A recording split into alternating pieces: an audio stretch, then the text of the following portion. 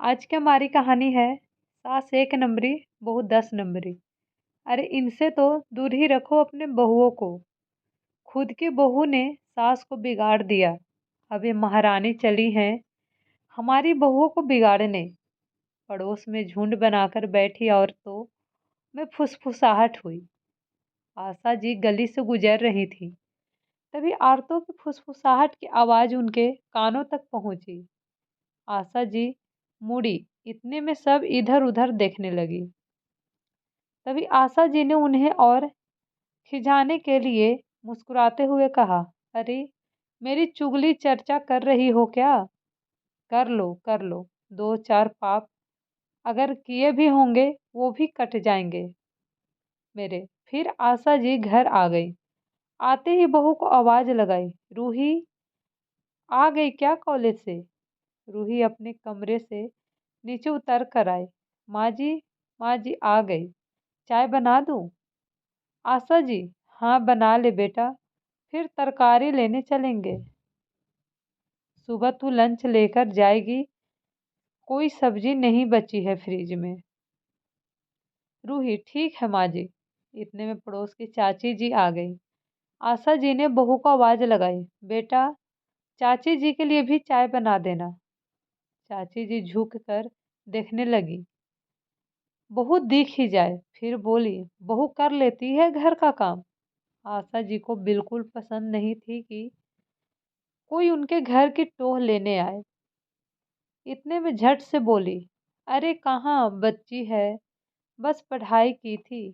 इतने में शादी हो गई, फिर यहाँ आते ही नौकरी लग गई। चाय तो मैं सुबह ही बनाकर रख देती हूँ, बस गरम करके ले आएगी। चाची जी हैरान हुई, है ना ना जी, रहने दो, फिर कभी पीऊंगी आपके घर की चाय। चलती हूँ, बच्चों के पापा घर आ गए होंगे। आशा जी, अरे रुको, काम तो बताती जाओ, क्यों आई थी? चाची जी, नहीं भूल गई जी, मैं आऊंगी बाद में। चाची जी तो जान बचाए तो लाखों पाए, जैसा सोचकर निकल गए जान छुड़ाकर। रूही, अरे चाची जी कहाँ गए? आशा जी हंसते हुए, अरे कुछ नहीं, बस मसाला मांगने आई थी, नहीं मिला तो चली गई। रूही, मसाला? अरे दे देते माँ जी, उन्हें खाना बनाना होगा, तभी तो मांगने आई होंगी। आशा जी हंस पड़ी। फिर रूही समझ गई, अच्छा चुगली चर्चा वाला मसाला। जब से रूही की नौकरी लगी थी, गली पड़ोस की सब औरतों को उसका यूं जीन्स टॉप पहनकर बाहर जाना बड़ा अखर रहा था। नई बहू शादी को 4 महीने हुए हैं और ना बिंदी, ना चूड़ी, ना बिछुए, ना पाजेब। इसको देखकर हमारी बहुएं भी बिगड़ जाएंगी। रूही की सास को कोई कुछ कहने आता तो वो खुद उनका ही मजाक बनाकर निपटा देती थी। उसको गणपति महोत्सव आया। गली के सब लोगों ने चंदा इकट्ठा करके गणपति जी की स्थापना की। सुबह शाम आरती वंदना होती। दोपहर में भजन कीर्तन। भजन कीर्तन में सब औरतों का जमावाड़ा लगता। रविवार का दिन का कीर्तन आशा जी ने करवाया, क्योंकि उस दिन रूही की भी छुट्टी थी। सबकी नजरें ये देख रही थी कि आशा जी की नई बहू आज भी जीन्स में आएगी नीचे। अकेले अकेले लोगों को तो आशा जी भगा देती थी, आज क्या बोलेंगी। इतने में आशा जी और उनकी बहू दोनों सूट पहनकर नीचे आए और चाय देने लगे सबको। तो सबके मुंह खुले के खुले रह गए। औरतों में खूब फुसफुसाहट हुई। लो बहू ने सास को भी बिगाड़ दी। अगले दिन प्रसाद वितरण के वक्त रूही और आशा जी ने पड़ोस की फैक्ट्री में काम करने वाले मजदूरों के बच्चों को पहले बुलाया और खाना खिलाया। चाची जी की बहू ने रूही से कहा, अच्छा किया रूही, वरना ये बच्चे बेचारे त्योहार पर भी मुंह ताकते रहते हैं। लोग बचा कुचा इनके घर दे आते हैं, कोई इंसानियत से नहीं खिलाता। रूही, मेरी सासू माँ ऐसी नहीं है। इतने में चाची जी ने अपनी बहू की तरफ आंखें निकालते हुए बहू रूही से दूर खड़े होने का इशारा किया। आशा जी ने देख लिया और कहा, अरे बहू रहने दो, हम तो सास बहू बदमाश हैं, तुम्हें भी बिगाड़ देंगे।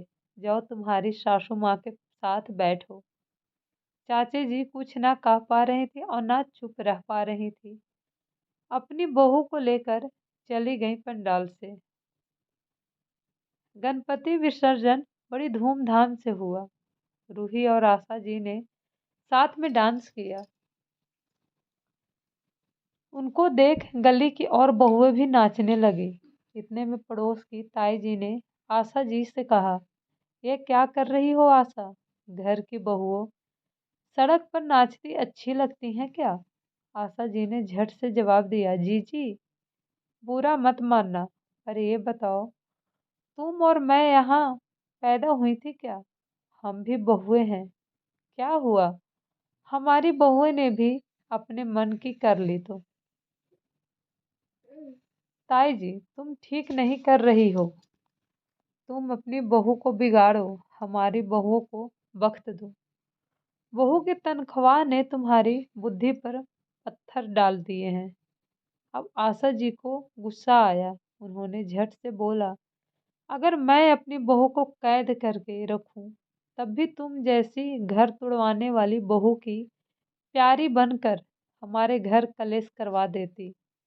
अब अब भी तुमसे बर्दाश्त नहीं हो रहा। जाओ ले जाओ अपनी बहुओं को। ताई जी, लाज शर्म तो है नहीं। सास नंबरी, बहू 10 नंबरी। आशा जी, हाँ हूँ मैं नंबरी। तुम्हारी तरह भेड़ बकरियों की जिंदगी नहीं जीती, ना अपनी बहू को जीने दूंगी। हम किसी हम किसी गिनती में तो आते हैं, तुम अपनी फिक्र करो।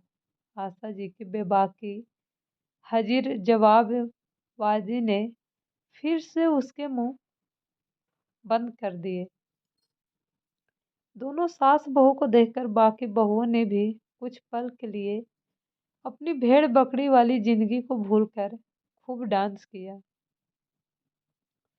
सास बहू का रिश्ता सिर्फ और सिर्फ आपसी समझ के कारण ही खराब होता है, और आपसी समझ के कारण ही अच्छा। सास ही बहू को रिवाज विरासत के रूप में देती है। जो रिवाज किसी को आगे बढ़ाने से रोक दे, उन रिवाजों को बदलना ही सही होगा। ये काम एक सास करेगी तो बाकी लोग भी सीखेंगे। एक बहू करेगी तो हो सकता है उसे दबा दिया जाए।